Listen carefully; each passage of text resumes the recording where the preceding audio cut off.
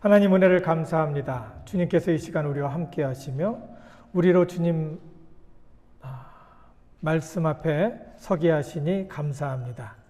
하나님의 귀하신 은혜가 이 가운데 충만하게 우리에게 이 마음을 보게 하시고 하나님께서 이 예배를 통하여 역사하시며 또 우리의 마음을 새롭게 하심이 말씀을 통해서 이루어짐을 보게 하여 주시옵소서.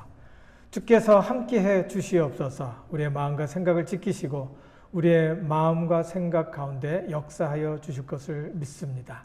성령으로 함께 하시며 우리 마음속에 교통하여 줄 것을 믿사옵고 우리를 권하신 예수님 이름으로 감사하며 기도드립니다. 아멘.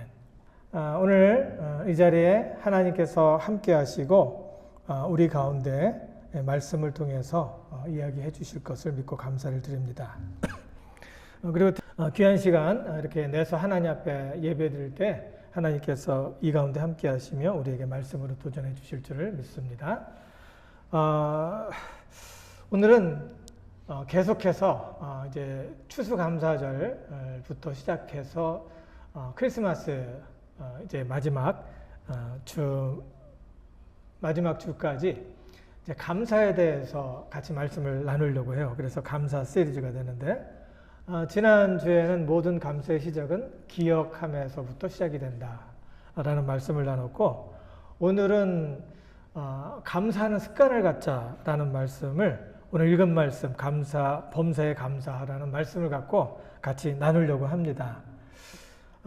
먼저 이제 감사에 대해서 생각을 하면 우리는 종종 어떤 감사를 해야 된다는 말씀을 듣고 또 해야 된다는 생각을 의지적으로 갖게 되죠. 근데 좋은 일이 있을 때만 주로 감사하는 경향이 있습니다. 그게 우리의 본능적인 거죠. 참 감사하다.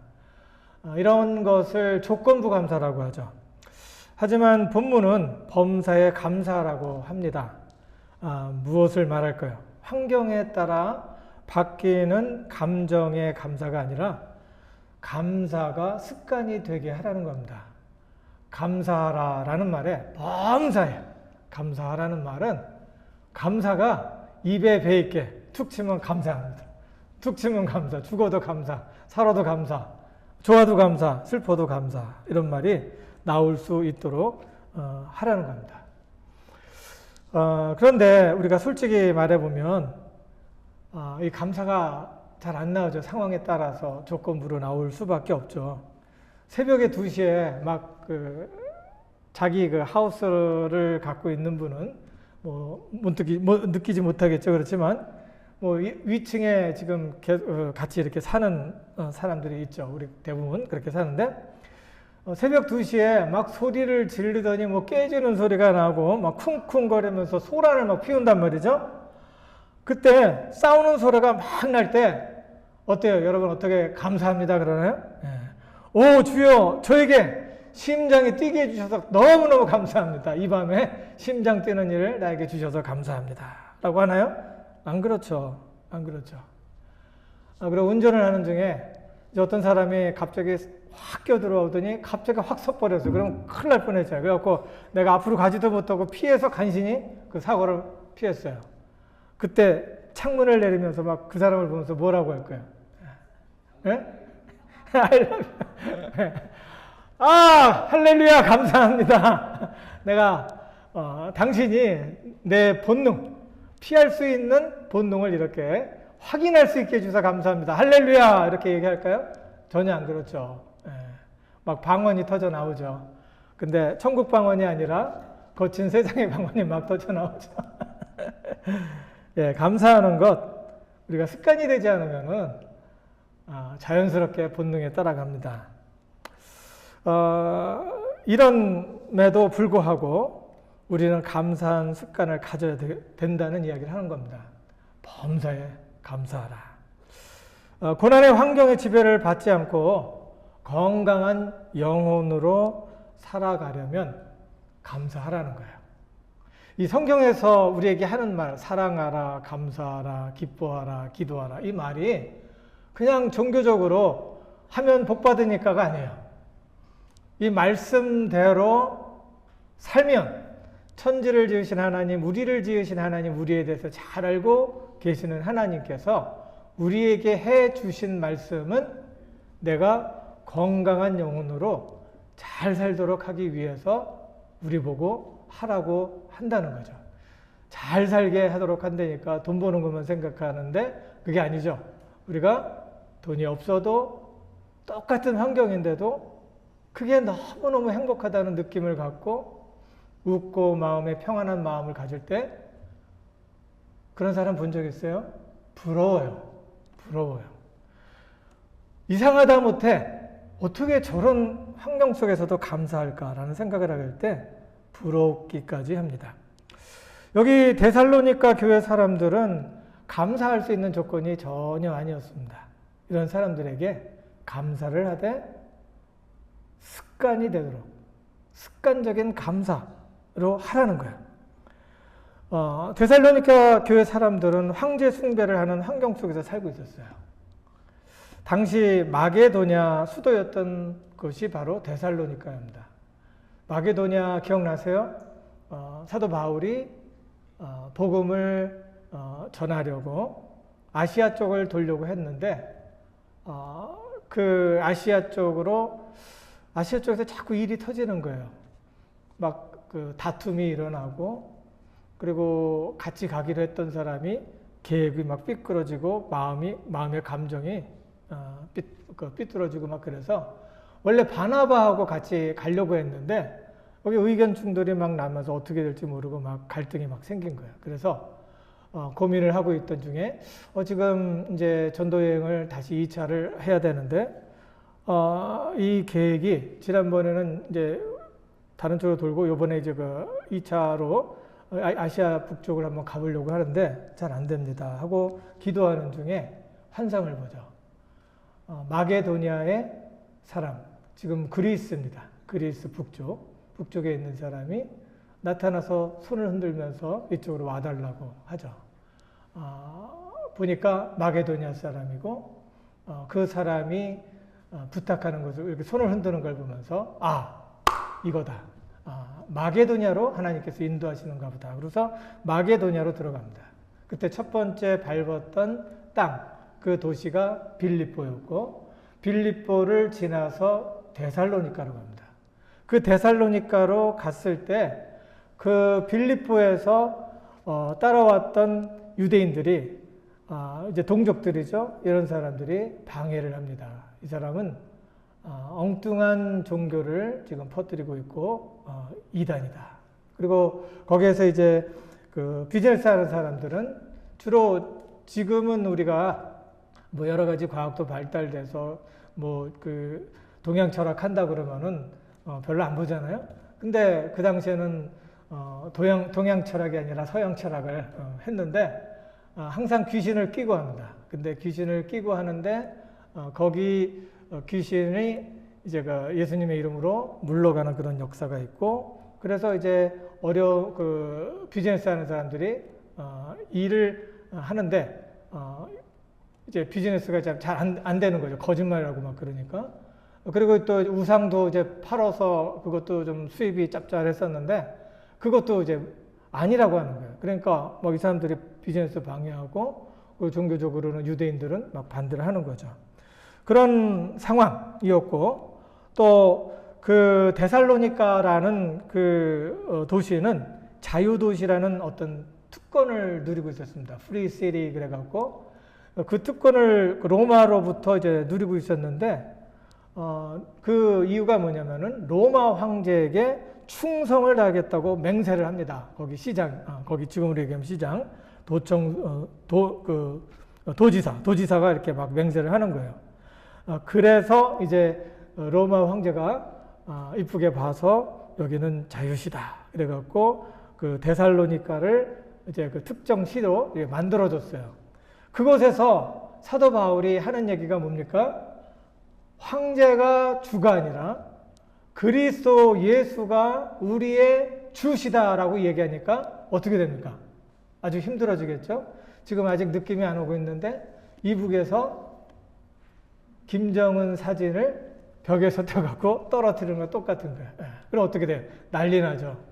잘못하면 죽어요. 우리 백인이 갔다가 어떻게 청소하다가 떨어진 사람 떨어져 갖고 그 사단이 나고 막 그래서 이제 거의 죽을 뻔한 사람도 있었는데 그런 상황이었어요. 그런 상황에서 복음을 전하는데 힘들었고 그리고 또 복음을 그 3주 동안 있다가 쫓겨났잖아요. 그러니까 거기 남아있던 사람들이 영적 고아 상태예요. 그래서 남아있는 사람들이 신앙생활을 한다는 것이 너무너무 힘들었던 그런 상황이었어요.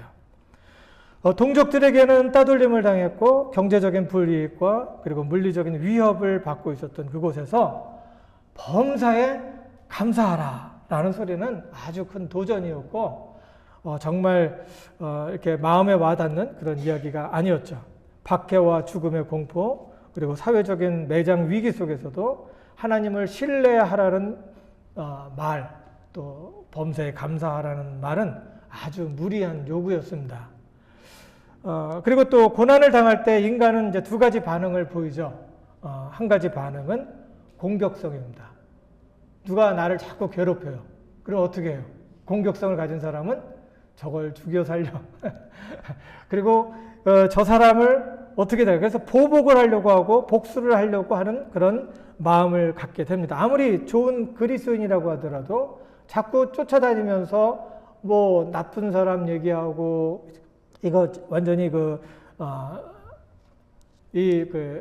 이방인 종교라 그러면서 이것 뭐 하고 있는 모든 것을 부정을 하고 막 힘들게 하면은 정의의 이름으로 그것을 대항해서 싸워서 복수를 하려는 그런 마음이 생기죠. 그럼에도 불구하고 사도 바울은 하나님의 뜻을 따라서 범사에 감사하라고 이야기를 합니다.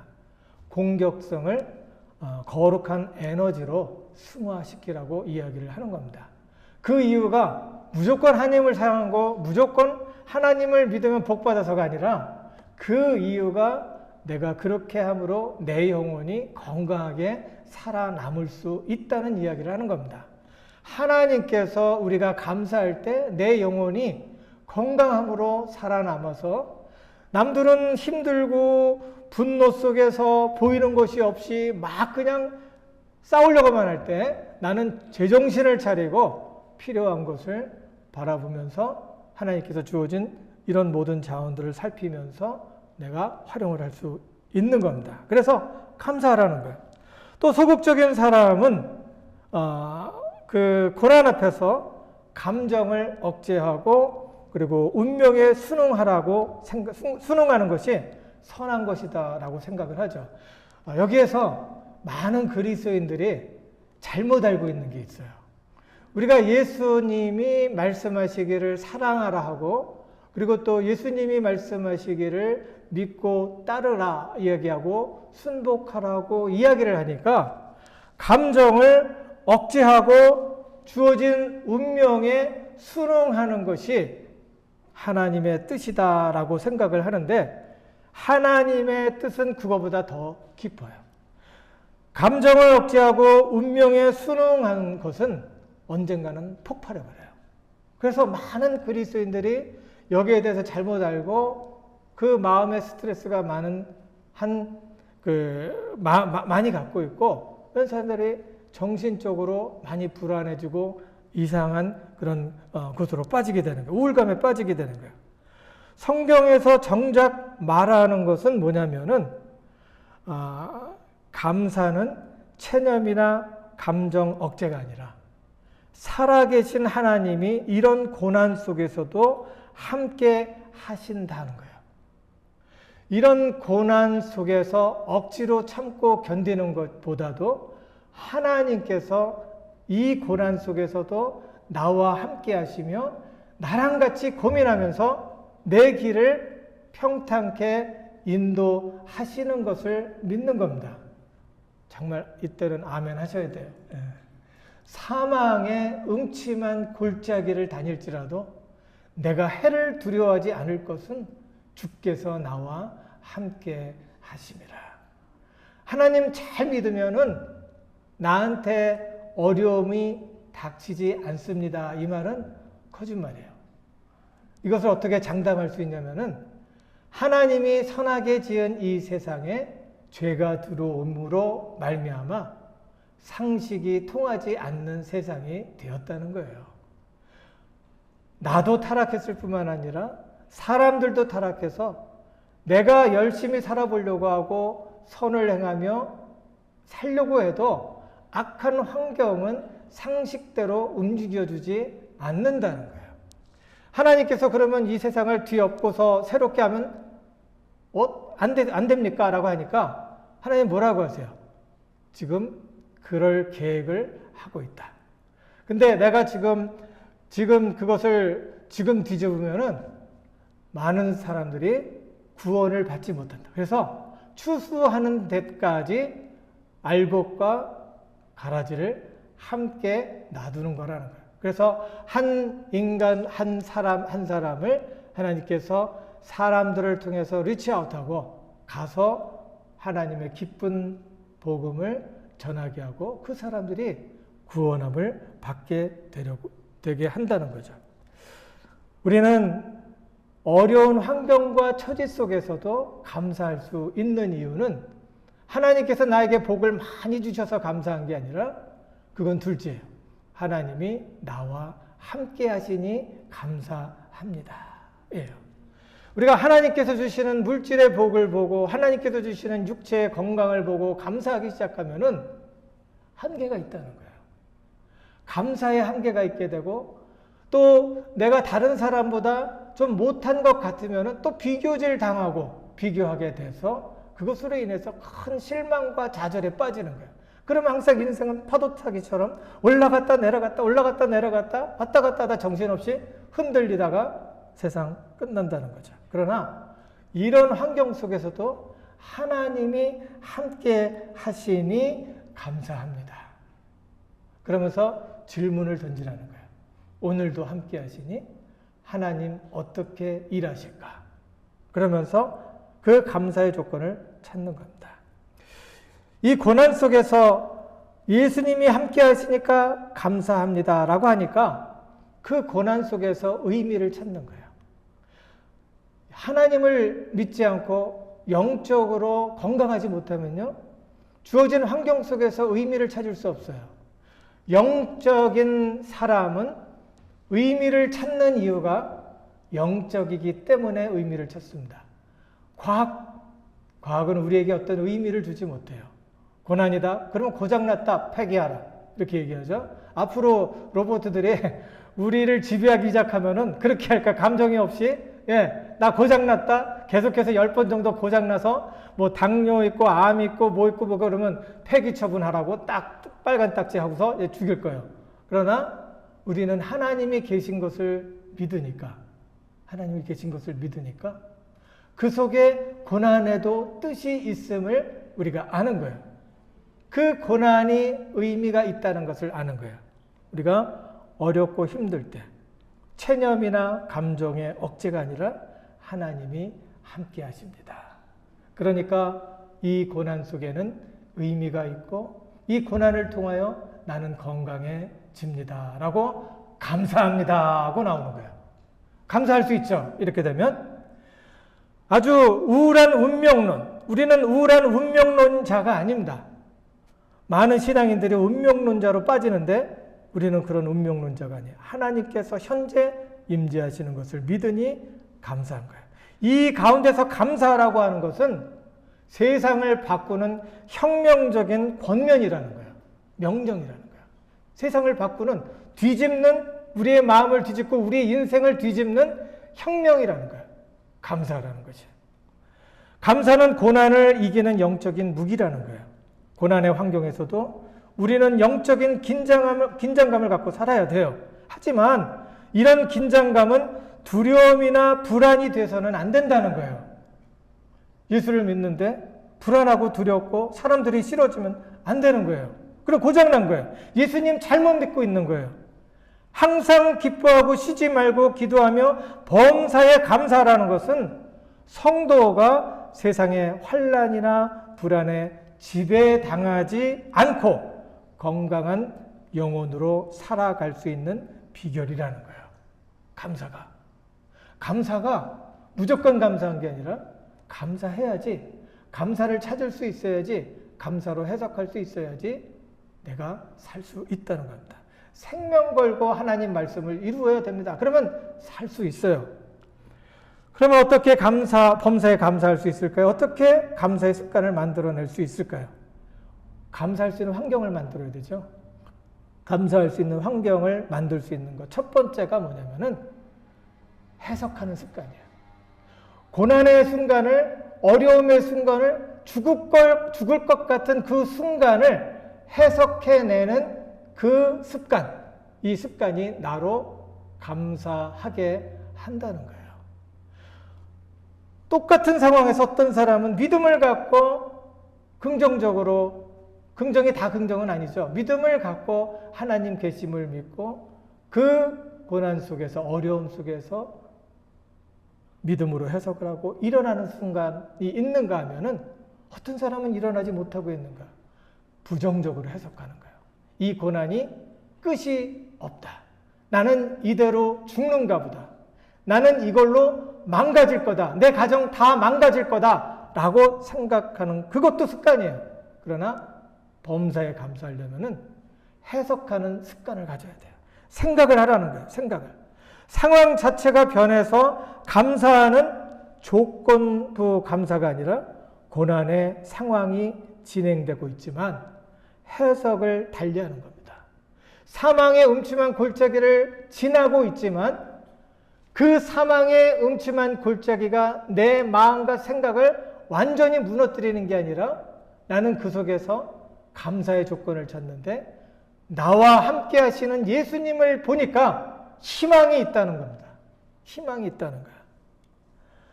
감사의 해석을 달리한다는 소리는 마침표를 찍어야 하는 절망의 순간에 이것을 쉼표로 바꾸고 꼬리 하나 다는 거예요. 마침표 하지 않고 꼬리 하나 달고 하나님의 뜻을 구하는 거예요. 그런데 그러므로 이런 식으로 꼬리표를 달고 쉼표로 마침표가 아니라 끝난 게 아니라 쉼표를 달고 내가 지나갈 때 하나님께서 그 가운데 내가 알지 못했던 크고 비밀한 것을 보여주신다는 거예요. 2차 대전 당시에 나치 수용소에 갇힌 코리 텐 붐과 언니 베시의 이야기가 있는데 수용소 막사에 벼룩이 막 들끓는 거예요. 잠을 잘 수가 없어요. 막 여기저기 그냥 모기가 소리만 이렇게 이렇게 윙 지나가도 그냥 잠을 못 자는데 벼룩이 들들 끓는 거예요. 그래서 잠을 잘 수가 없었어요. 그때 언니가 말합니다. 데살로니가 전서 5장 18절을 보면서 범사에 감사하라. 그러니 이 상황이 힘들어할 상황이 아니라 감사해야 될 상황이다. 라고 벼룩에 대해서 감사하자고 제안을 합니다. 그때 동생 코리는 도저히 이해할 수 없지만 말씀에 순종하는 마음으로 습관대로 억지로 감사를 드렸습니다. 나중에 알게 된 사실은 독일군 간수가 그 막사에 들어오지 않고 감시를 소홀했습니다. 그 소홀했던 이유가 바로 벼룩 때문에 소홀했다는 거예요. 그래서 그 덕분에 이 코리하고 베시 그리고 거기 있는 사람들은 자유롭게 성경을 읽을 수가 있었고 예배를 할 수 있었다는 겁니다. 고난이 예수님과 더욱더 가깝게 지낼 수 있는 그런 상황이 되어준다면, 그것으로 해석을 한다면 나는 이 덕에 내가 평생을 살아낼 수 있는 예수님과의 만남, 그 이정표를, 그 믿음의 돌, 그 경험의 돌, 체험의 돌을 이 자리에서 쌓을 수가 있는 겁니다. 그리고 다시 2차 대전에 지나가서 과거를 바라보면서 그때도 살아났는데, 그때도 이렇게 해석을 해서 살아냈는데, 하나님의 도우심을 받았는데 못할 것이 어디 있나라는 생각을 하면서 이겨낼 수 있는 마음의 근력을, 믿음의 근력을 우리가 만들 수 있다는 거죠. 그리고 어떤 그 남편이 있는데 소파 위에 그냥 붙어서 주말이 되면 붙어서 안 일어나요. 머리가 딱 붙어갖고 안 일어나요. 그러니까 그 아내가 속상해갖고 좀 어디 좀 가자. 그러면 이제 아유 피곤해, 지쳐, 못 나가, 안 나가 이렇게 얘기를 하는 거예요. 그러니까 너무너무 밉죠. 그래서 이야기를 그러던 중에 말씀을 듣고 말씀을 바꾸서 그래 내가 범사에 감사하자. 그리고 생각을 바꿨다는 거죠. 저 인간이 저렇게 누워만 있으니 나가서 딴짓거리하거나 이상한 데 돈을 안 쓰게 해주시니 감사합니다. 이렇게 기도를 했다고 해요. 예, 어렵지만 감사로 해석을 하는 것 상당히 중요합니다. 비꼬는 것이 아닙니다. 살기 위해서 몸부림치는 겁니다. 살고 싶으세요? 예, 몸부림치는 거예요. 예수님 앞에 귀를 기울이고 얼굴을 들고 마음을 다해서 예수님 앞에 나오면 그 몸부림을 받아주시고 나도 모르는 사이에 나는 위기 속에서 건짐을 받게 되는 줄을 믿습니다. 감사하는 환경을 만들기 위해서 또 다른 습관을 길러야 되는 게 그게 뭐냐면은 감사를 쪽집게처럼 찾아내는 습관을 가지고 있어야 돼요. 감사는 가만히 있으면 찾아오는 것이 아닙니다. 숨은 보물을 찾듯이 적극적으로 발굴을 찾아내야 돼요. 우리 뇌는 아주 부정적인 것에 더 예민하게 반응을 해요. 우리 뇌는, 우리 마음은. 그러므로 의도적으로 감사를 찾아내서 입 밖으로 고백하지 않으면 감사의 습관은 생기지 않는다는 겁니다. 매튜 헨리는 어느 날 밤에 강도를 만나서 지갑을 다 뺏겼습니다. 여러분 강도 만나서 다 뺏겼어요. 그랬을 때 감사가 나올까요? 덜덜덜 떨면서 오늘 어떻게 이렇게 운이 너무 없다. 하나님 어떻게 이럴 수가 있습니까? 내가 새벽기도 가는 일에 아니면은 금요일날 철야 이거 마치고 지금 나오는 길인데 지금 매튜 헨리는 이제 부흥회를 하고 나온 거죠. 부흥회를 마치고 왔는데 강도를 만났습니다. 세상에 어떻게 이런 일이 있을 수 있습니까? 라고 이야기할 수 있죠. 근데 그는 집에 돌아오는 그 길에 생각하면서 불평 대신에 일기장에 감사의 일기를 기록합니다. 이전에는 한 번도 강도질을 당한 적이 없었기에 감사합니다. 강도들이 내 지갑만 가져갔지 내 목숨을 빼앗지 않았기 때문에 감사합니다. 비록 내 돈을 가져갔지만 그 액수가 그리 크지 않아서 감사합니다. 500불을 빼갔어요. 근데 500불도 적은 돈 아니죠? 근데 돈은 상대적이에요. 내가 그 전주에 1000불을 지갑에 넣고 다녔는데 요번에 500불을 어떻게 들고서 내 손에 왜 그 지갑에 넣어놨단 말이죠. 그럼 500불하고 1000불로 비하면은 많은 액수가 아닙니다라고 하고 감사할 수 있는 거예요. 그런데 500불 너무너무 많이 뺏겼습니다. 네, 내가 오늘 500불을 가져갔는데 어떻게 이렇게 뺏길 수 있습니까가 아니라 반대로 그 상대적으로 이런 것들을 이야기하면서 감사할 수가 있었다는 겁니다. 그리고 내가 강도질을 당한 사람이지 내가 강도질을 한 사람이 아님에 감사합니다. 무슨 소리예요? 나를 거룩하게 보존해 주셔서 감사합니다. 라고 이야기를 하는 겁니다. 최악의 상황에서도 4가지 감사를 찾아냈죠. 상황을 쪼개보면 그 속에 반드시 감사의 자원이 숨겨져 있다는 것을 기억하시기 바랍니다. 예, 우리의 뇌는 약간 멍청하다고 해요. 감사를 저장하는 메모리는 3초밖에 안 가는 붕어 메모리를 갖고 있다고 그래요. 그런데 섭섭함을 저장하는 데는 아주 청평댐같이 커다란 메모리를 갖고 있다는 거예요. 예, 청평댐 가보셨어요? 어마무시하게 커요. 근데 우리 메모리, 감사함을 기억하는 거는 붕어 메모리 정도밖에 안 되는 거예요. 물고기, 3초밖에 안 간대요. 남편이 99번 잘해주다가 한 번 서운하게 해주면 어떻게 되죠? 한 번 실수를 보고 99번에 저장한 좋은 메모리를 포맷하는 거 알죠? 싹 지워버리는 거예요. 1초도 안 걸려. 1초도 안 걸려. 확 없어져요. 근데 한 번의 실수를 돌에 새겨서 10년 뒤에 다시 꺼내서 보는 거예요. 당시엔 2015년 11월 26일 날 나한테 이런 짓 했어. 그러면서 꺼내보면서 속상해 하는 거예요. 같이 그 가정의 분위기를 막 뒤집는 거예요. 그런 게 아니라는 거죠. 감사라는 거예요. 우리는 섭섭함을 찾아내는데 아주 선수예요. 그런데 10전짜리 동전 같은 작은 섭섭함은 기가 막히게 찾아내죠. 그런데 집채만한 감사는 못 보고 지나칠 때가 많다는 거예요. 그래서 우리에게는 감사하는 연습이 필요하다는 거예요. 섭섭함의 탐지기를 끄고 감사 탐지기를 켜는 훈련을 해야 됩니다. 감사의 습관은 주어진 악한 환경을 해석하는 습관에서 만들어져요. 감사의 습관은 당연한 것들 속에서 은혜를 찾는 습관에서 만들어집니다. 이런 한 주간, 그리고 특별히 이번 한 주간 가장 힘든 일이 생겼을 때 그럼에도 불구하고 감사합니다라고 선포할 수 있기 바랍니다. 감사의 습관은 영혼 없는 멘트를 날리는 것이 아니죠. 잠시 멈춰서서 눈을 마주치고 마음을 담는 거죠.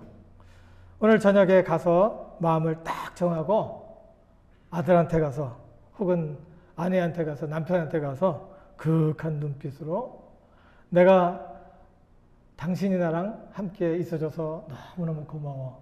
아들한테 사랑하는 아들아, 나와 함께 있어서 너무너무 고마워 라고 이야기를 해주시기 바라요.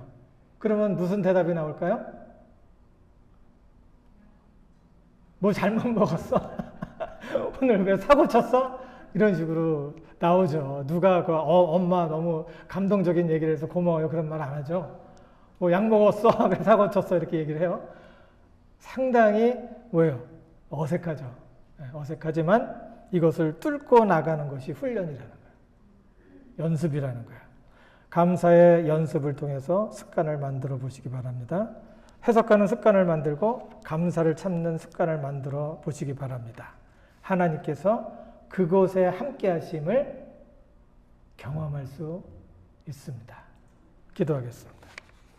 하나님 은혜를 감사합니다. 주님께서 이 시간 우리와 함께 하시며 우리로 주님 말씀 앞에 서게 하시니 감사합니다. 하나님, 부족한 메모리로 또 우리가 감사를 잊어버릴 때가 너무너무 많습니다. 지나칠 때가 너무너무 많습니다. 그러나 하나님, 우리 마음속에 감사를 품을 수 있도록 인도하시고 감사가 습관이 되며 감사를 찾아내고 감사로 해석할 수 있는 능력을 허락하여 주시옵소서. 그리하여 우리 영혼이 풍성해지고 부요해지며 사람들을 주 안에서 부욕해 하는 하나님의 신실한 종, 또 하나님의 사랑스러운 제자가 되어줄 수 있도록 축복해 주시옵소서. 감사드리며 우리를 원하신 예수님 이름으로 기도합니다. 아멘.